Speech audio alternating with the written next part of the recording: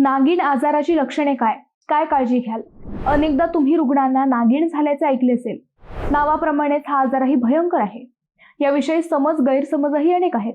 नागिन का होते, कोणत्या व्हायरसने होते, त्यावर उपाय काय, याविषयी आपण सविस्तर जाणून घेऊयात.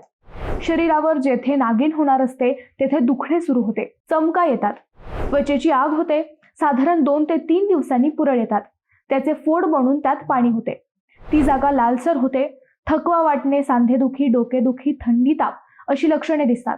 मंडळी, वेरिसेला झोस्टर व्हायरसमुळे कांजण्याचा आजार होतो. ज्या कुणाला लहानपणी कांजण्या होतात त्यांच्यात हा व्हायरस मज्जारज्जूमध्ये सुप्त रूपात कायम वास्तव्य करतो. या व्हायरसने कदाचित नागिन होऊ शकते. शिंगल्स या आजाराला आपल्याकडे नागिन म्हटले जाते. या आजारावर इसायक्लोव्हिर हे अँटीव्हायरस मेडिसिन दिले जाते. याशिवाय फॅमसिक्लोव्हिर आणि व्हॅलासायक्लोव्हिर ही औषधे दिली जातात.